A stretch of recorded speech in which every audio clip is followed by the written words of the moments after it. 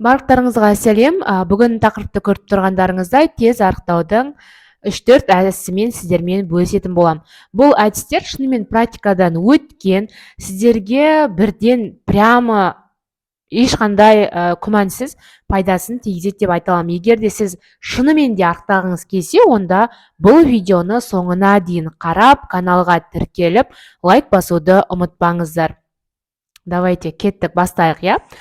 Жалпы арықтау темасын мен түсіруге бел болған кезде мен ойландым, сіздерге қандай әдіспен түсірген дұрыс. Жалпы арықтаудың мен өзім өткен практиканы айтып бөлсемін, бірақ одан басқа адамдар қалай арықтап жатыр екен, может солармен кеңесіп, олардан ақыл сұрап бірлесіп видео түсірген дұрыс болады деп ойладым. Мен осыдан бір ай бұрын өзіме эксперимент жасадым. Менің салмағым ол кезде 57 болды. Одан соң мен 3 килограмм салмақ тастадым. Бір айдың ішінде емес, примерно 15-20 күннің ішінде 3 килограмм салмақ тастадым. 3-4 килограмм салмақ тастадым. Енді мен 57 килограмм ол арық. Менің бойыма, жалпы өзіме ол нормальный норма. Ол ешқандай да семіздік деп айтылмайды. Бірақ қыз болған соң арық болғым келеді, арық болып көрінгім келеді. Сондықтан да мен салмақ тастағым келді. Осы салмақ тастаған кезде арық қыздардың салмақ тастауы толық адамдарға қараған кезде өте жай жүреді. Ал толық адамдар салмақ тастаған кезде олар 10 килограмм, 5 килограмм, тіпті 20 килограммға дейін салмақтарын бірден, даже бір айдың ішінде тастай алады. Енді мынандай процестер бар, иә, сіз бір айдың ішінде салмақ тастадыңыз, әртүрлі дәрілерді іштіңіз, әйтеуір тез арықтаудың жолдары деп қазір неше түрлі дәрілер шығып жатыр, иә, коктейльдер шығып жатыр деген сияқты. Соларды іштіңіз, бірақ бір айдан кейін сіз тағы да семіріп кеттіңіз. Онда ол сізге ол тиімді арықтау болып саналмайтындығында. Яғни сіз үшін ақталмайды, иә, ол былай қарап тұрғанда. Ал мен сіздерге бүгін өзімнің жалпы арық қыздар болсын, толық адамдар болсын, қалай тиімді арықтау керек. Шынымен арықтаудың нәтижесі, өз нәтижесін көрсеткен арықтау туралы айтқым келіп жатыр. Бірақ бүгін біздің тағы бір құпия деп айтуға болады, иә, қонағымыз бар. Ол менің өзімнің туған әпкем. Ол кісі осыдан 1-2 жыл бұрын шынымен де толық болды. Қазір салмағын примерно 70 килограммға дейін барды. Ал қазіргі таңда келін атанып отырған бір баласы бар адам, бірақ оның салмағы қазір менімен қатар почти. Получается, ол қыз кезінде көп қиналатын, мен толықпын дейтін, әртүрлі заттарды істейтін, тіпті мен көрген кезде дәрілер ішіп жүретін, әртүрлі баттарды, ол баттардың сеналары қазір білесіздер, иә, 15 мыңнан 20 мың, тіпті одан да жоғары баттар бар, который тез арықтатады деген сияқты. Соларды мен көрдім, и олардың нәтижесі болды ма, болған жоқ па деген сұрақтар тағы да қалып кетіп жатыр жауапсыз. Сол үшін де қазіргі кезде сондай баттарды ішіп жүрген әйел келіншектер үшін жалпы жүктіліктен кейін қалай арықтауға болады деген әртүрлі сұрақтар бар. Соның үшін де мен ол сұрақтарға өзім жауап бере алмаймын, себебі басымнан өтпеген жағдайлар болған соң. И сол кісіні қазір сіздердің алдыңызға шақырамын.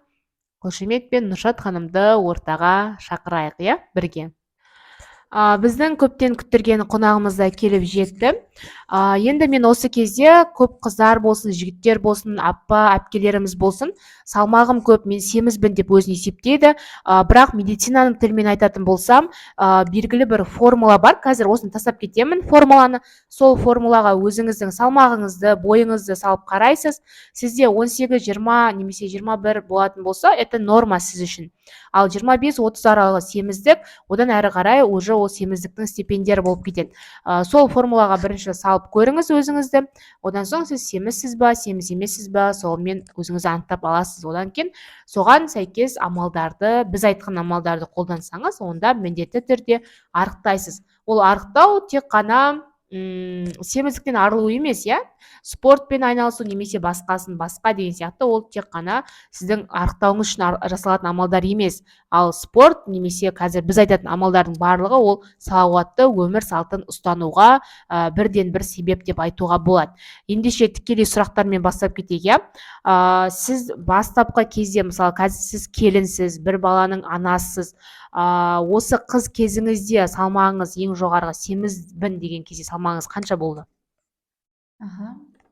Сәлем, құрметті көрермен. Алдымен өзімді таныстырып кетейін. Есімім Нұршат, мен Айконың әпкесі боламын. Менің қыз кездегі салмағым, ең жоғарғы салмағым 65 болды. Аха, өте жақсы. Қазіргі салмағыңыз, бала туғаннан кейінгі салмағыңыз, жалпы енді білеміз барлығымыз жүкті болған кезде әйел адамның салмағы қосады. Баланың салмағы бар деген сияқты. Жалпы бала болған жүкті кезіңізде салмағыңыз қанша болды? И қазіргі тұрақталған салмағыңыз қанша? Жүкті кезімде 9 айлығымда ең жоғарғы салмағым 70 болды. Қазіргіде менде 57.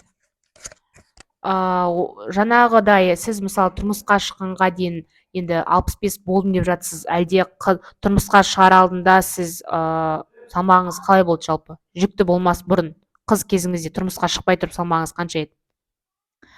Мен тұрмысқа шыққан кезде салмағым 60 болды.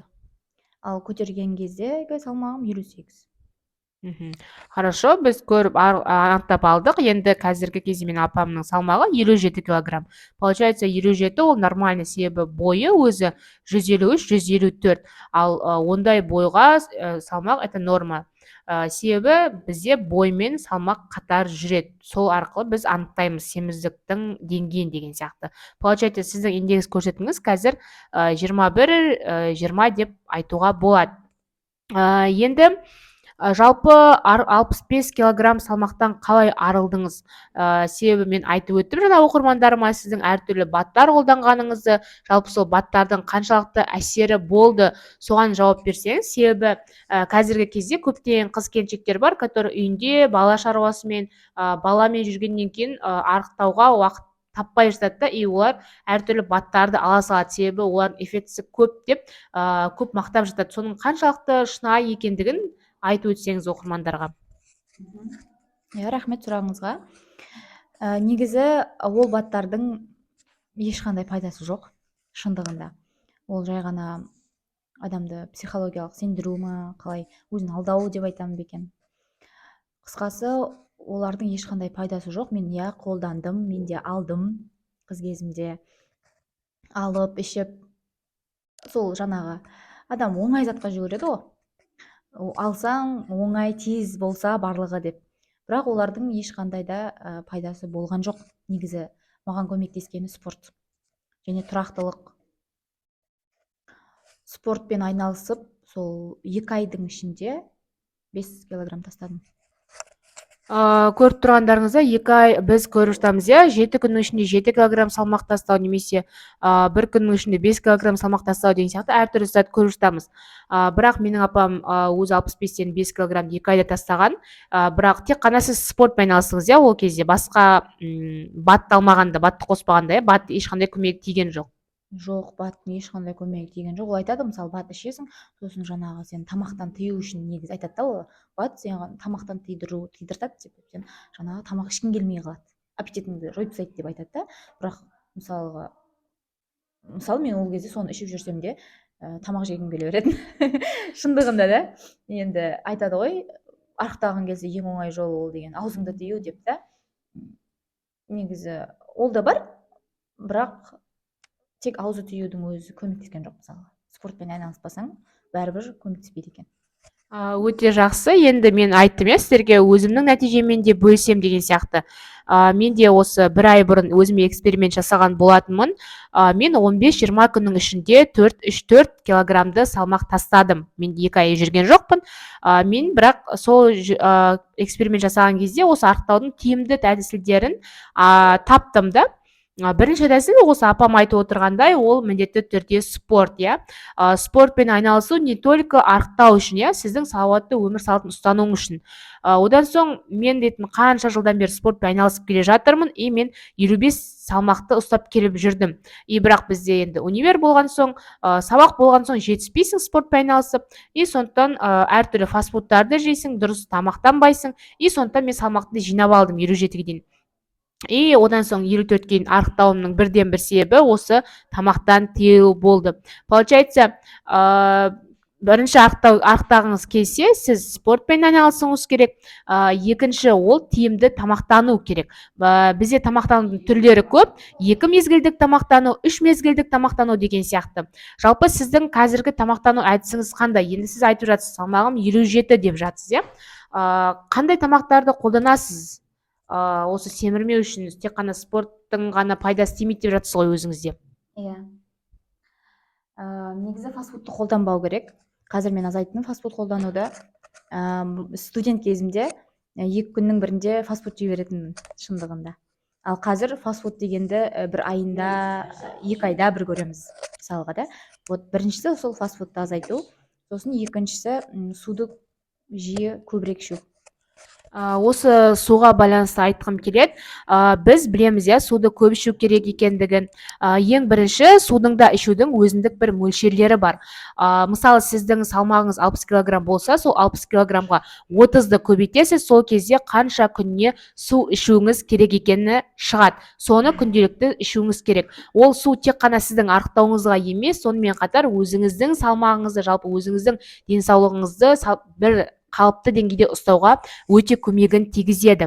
Жалпы біздің оқырмандарға басқа қандай кеңесіңіз бар? Енді өзіңіз әйелсіз қазір, бала бағып отырған әйел ретінде қалай жүктіліктен кейін тезірек арықтауға болады? Себебі көп келіншектің іші қалып кетеді деген сияқты, сол процестерден қалай тезірек арылуға болады? Тиімді тәсілдері болса. Негізі рационды дұрыстау керек. Мысалы, айтады ғой, интернетте айтып жатады, 6-тан кейін тамақ жемеу керек деген сияқты. Енді біздің қазақпыз ғой.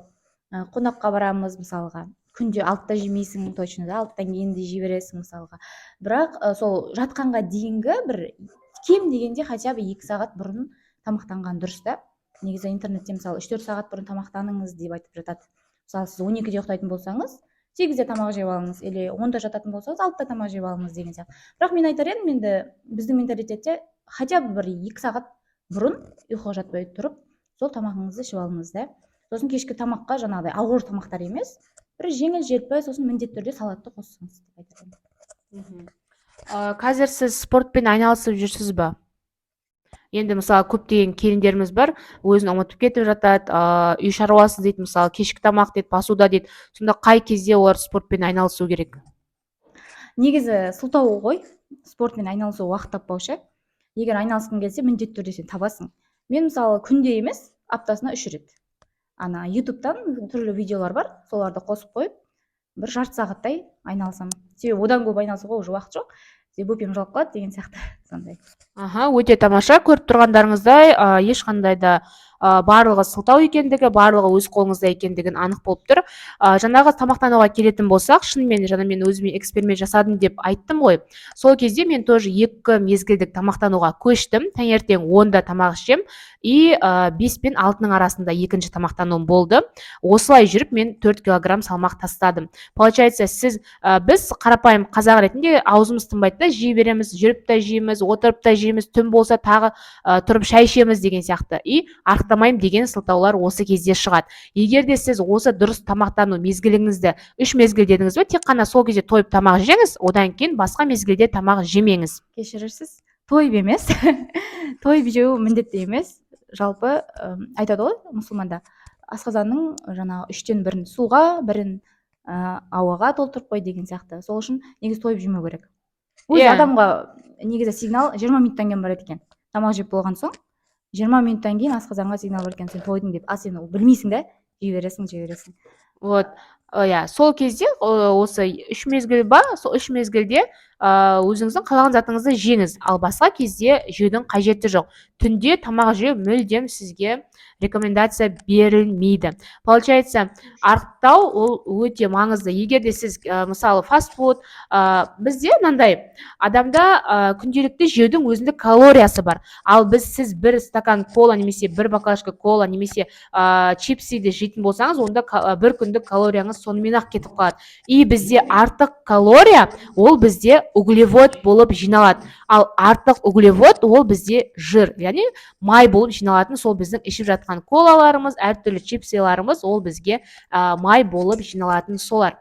Енді видеомызды аяқтайық. Тағы да бір нақты нүктелерін қойып жүйелеп кетсеңіз, арықтаудың бір айдың ішінде не істесе неше килограмм арықтайды? Ең біріншісі, су ішуді әдетке айналдырыңыз. Таңертең тұрған кезде жапондықтар 4 стакан жылы су ішеді екен. Енді сіз 4 стакан ішпесеңіз де, тым болмаса басында 1 стакан, содан соң 2 стаканмен таңертең тұрасыз ғой, тұрғаннан кейін жылы су, жылы болу керек. Себебі ол қорытылуы да жалпы организмге жылы болған жақсы да. Егер сіз мұздай су ішсеңіз, оны ол организм жылытуына да энергия кетеді да.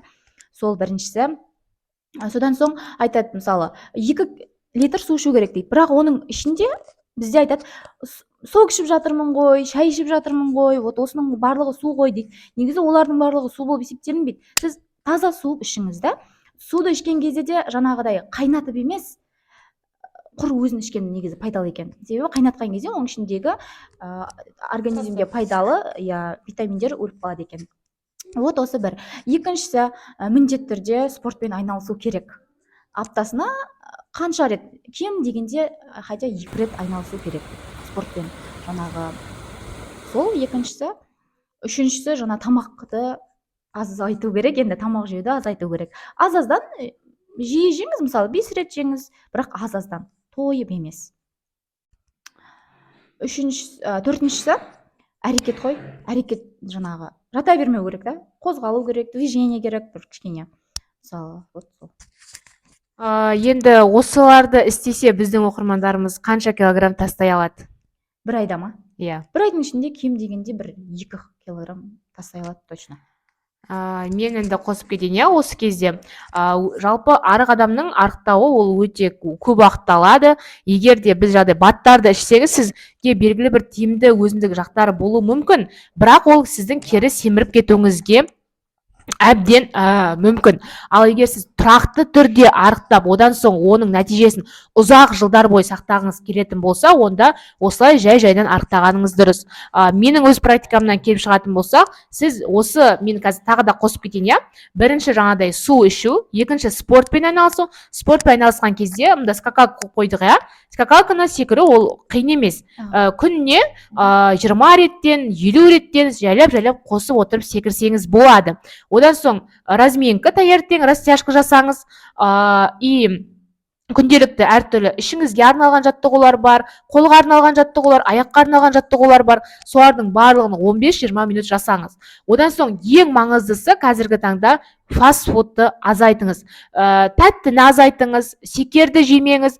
Мысалы бізде шекер, осы фастфудтар көмір судың жиналуына өте көп зиянын тигізеді. Біз қазір бірден қой деп айта алмаймыз, себебі бірден қою өте оңай емес. Сіз күнде кола ішетін болсаңыз, бүгін ішіңіз, ертең ішпеңіз. Одан соң айына 1 рет ішіңіз, жылына 1 рет ішіңіз. Осылай фастфудтан да, әртүрлі сахардан да, газировка соктардан да оңай бас тарта аласыз. Одан соң күнделікті жаттығу, ең бастысы тамақ. 6-7-8-ден кейін тамақ жеуді доғарыңыздар. Осындай біз айтқан кеңестерді тиімді түрде істейтін болсаңыздар, онда сіздің бір айдың ішінде 4-5 килограмм салмақ тастай аласыздар, достар. Ең бастысы өзіңізді күтіңіз. Жағдай айтып жатыр ғой, келін болсаң да уақыт табуға болады, балаң болса да уақыт табуға болады. Ал когда адам арық болған кезде, өзінің денесін өзіне ұнатып тұрған кезде, онда оның настроениесі де өте күшті болады. Сондықтан да өзіңіздің денеңіз өзіңізге керек, өзіңіздің салмағыңыз өзіңізге керек. Сіз артық салмақтан арылу арқылы көптеген аурудың алдында аласыз. Осыменен сау болыңыздар.